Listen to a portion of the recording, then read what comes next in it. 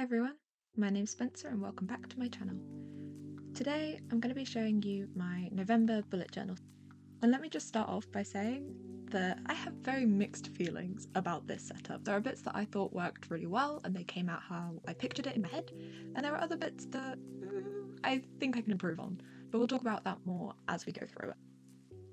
So for this month I decided to do a tartan theme because tartan makes me think of comfy cozy things, and I really need to be comfy cozy this month. I don't know about you, but I go into full hibernation mode and I need to be snuggy. So tartan blankets, that kind of thing, all makes me think of warmth and snugginess. Instead of doing the more well-known red, black kind of colouring, I actually decided to base my colour scheme off of the Lenny tartan, the ancient version of the Lenny tartan, which is apparently my family tartan. Some people on my mother's side of the family researched the hell out of all of it, and that's where it traces back to. So, you know, I thought it would be nice to include that in my bullet journal, a little bit of family history.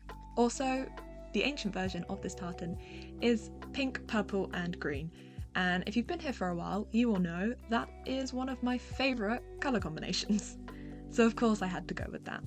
I also went with it because I wanted to tie in the national flower of Scotland, which is the thistle, and that is also pinky, purple and green, so I thought it would work really well for that. So for my cover page and title page, I decided to do the entire left-hand side page in the tartan, just to really show it off and show you what it looks like and how I achieved it. When I was sketching it out, I didn't use a ruler because it was just a rough sketch, but I kind of wish I did, because then when I came to colouring it in and outlining it and such, I wanted to use a ruler, but then the lines didn't all match up and it didn't really work. Once some lines were straightened out fully, then the squares were different sizes, and you can see that as we go through, like, these squares are not regular sizes, but when you're just glancing at it, they look it this way. So yeah, this was probably one of the most challenging things I have sketched, and I've drawn Howl's Moving Castle and the bathhouse from Spirited Away, but these squares may have been the hardest thing I've ever drawn. Anyway, back to the tartan. I decided to differ slightly from the actual tartan, not in any patterns or anything like that, just more in the colours. So where you can see that I am using the darker purple and then the more lilac purple, these are actually on in the actual woven fabric would be the purple and black threads for the darkest purple, and then pink and green threads for that lighter purple colour. And the same with dark green as well, that would also be green and black threads mixed together. I didn't particularly want to do that, and I wanted to have set colours throughout this theme just to help it all feel cohesive and like it went together, even if I wasn't drawing the tartan on every page. So I just chose shades that would work well enough to create a similar effect. I also got to use one of my new pens that I've been very much enjoying. This is a Tombow Fudenosuke pen. I think I'm using the hard tip at the moment, and I have seen other bullet journalers and artists and such use this pen, and I've always thought, you know, if I pick one up, I pick one up. But I have been struggling with my fine liners at the moment because of my hands just not doing what I want them to do. And yeah, I actually found it much easier to use just this one pen to try and get the different effects that I wanted. And I'm really happy with how it came out. So if you're someone who is struggling with fine liners stuff, I would highly recommend the Fudenosuke pens. I got mine from Stationery, and that was the cheapest place I could find them for the authentic thing. So that's what I recommend.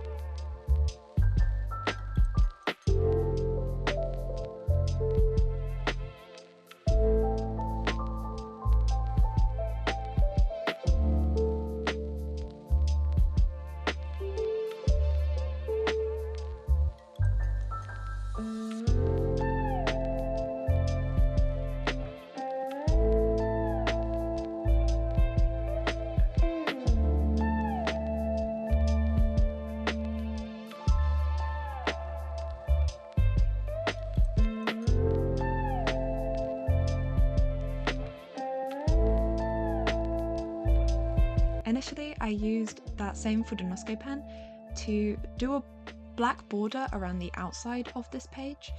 I think this looks fine. It's okay, but it wasn't like true black enough for me.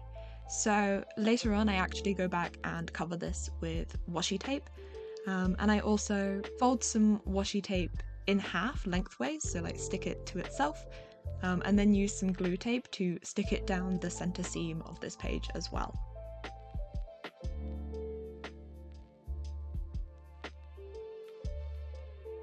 I'm also doing this tartan on the other side of my cover page, but I'm not going to bore you with showing you how to do it all over again, so here you go. I decided that I wanted to use this cover page as well. I didn't want it to just be an empty space. So I have these stickers that I got from Craft Atelier, I believe, and they sell some of the Happy Planner stickers and such. So that's where these are from. And so I just picked out the purple and green ones that kind of matched the colours I was using in the spread, and pop those over the tartan. And this is so I can always come back to the cover page, appreciate all the work that I put into it, and use this to help keep me on track with my goals and things I just need to get done this month. It also meant I could cover up some of the messier patches of the tartan, which I did appreciate. In the empty space left between these two tartan borders, I drew that Scottish thistle that I was talking about earlier, and I just used that same green and pink from the tartan to create. In any of the places I wanted to create depth or shadow, I just went over that spot with the same coloured pen several times, and that darkened it up. That's something I really love about these Hobbycraft pens, is that they layer really well. So now we are on to my monthly spread, and this is one of the ones that I was talking about earlier when I said some things worked and some things didn't work. After using this page for a little while, really wish that I hadn't drawn the boxes of the calendar separately. I wish I'd had them touching, so without any gaps in between. Or maybe did something like create a background for it so it was all kind of grouped together. I think that just would have worked a little bit better with this dashboard layout that I'm doing again from October, just with a bigger calendar like I said I was going to try and do. But yeah, when you've then got separate boxes recording other things, I don't know, it kind of got a bit, not messy because it is all grouped, but it's not as organised as I would like it to be, I think. So when I was drawing these calendar boxes, I decided that I would do them in the pattern of the tartan, just the outlines of them. So it goes from dark green to black to dark purple to that light green, and then mirrored on the other side. I also decided to do some of this hand-drawn washi tape, which I have done before in my journal and is something that I really enjoy doing. I also decided to try using this stamp set that I recently got. I put off buying one of these for so long and I don't know why. This was so much fun to use and really helped. So my hands were hurting a bit, they were getting a bit shaky, so I switched to using these stamps and I love the effect that it got. I love the mix of my handwriting and the stamps as well. And I think, I don't know, I just feel like this font really goes with this theme. Don't ask me why, I just do. So I also decided to use the numbers from a washi tape I got.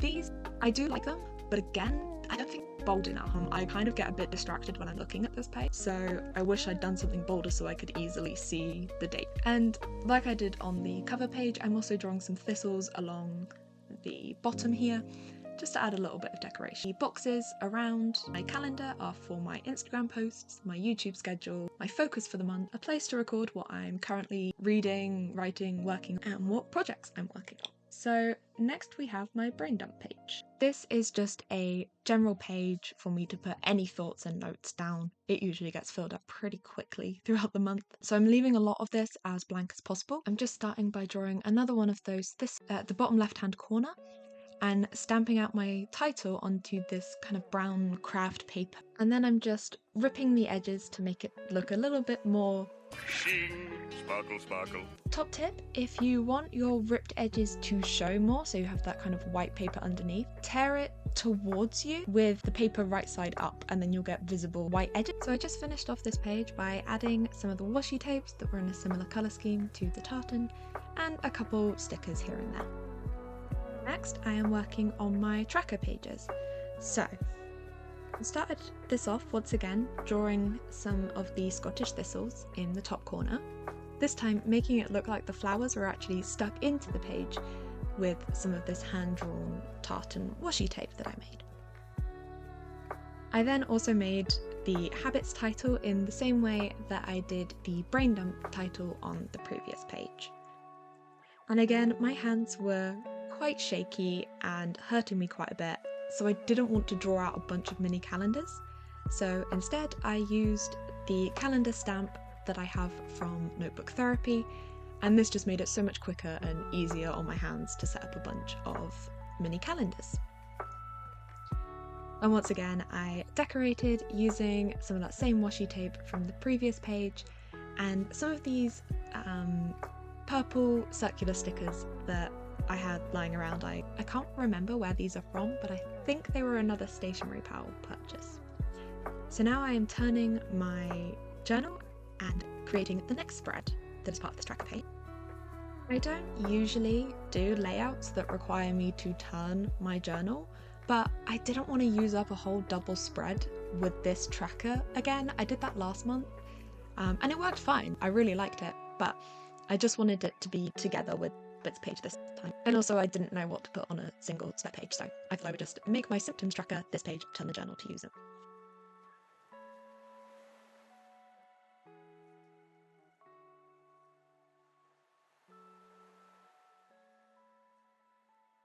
So I'm pretty much doing the exact same thing that I did last month, and that is create a space for me to record the level of pain I was in, the level of fatigue I was experiencing, and then some little trackers down the bottom such as whether I slept well, I hydrated, exercised, if I took any painkillers, and if I needed help, that kind of thing.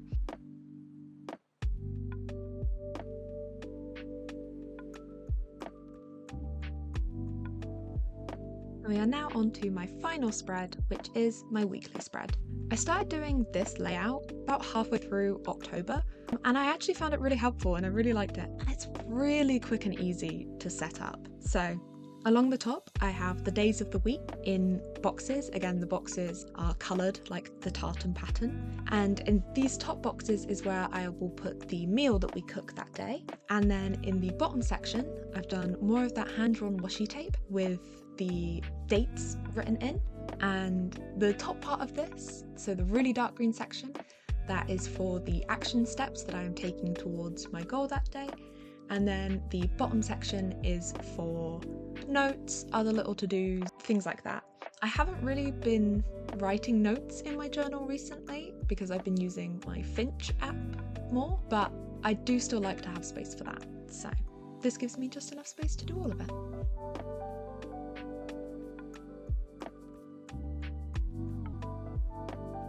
And here is my final flip through.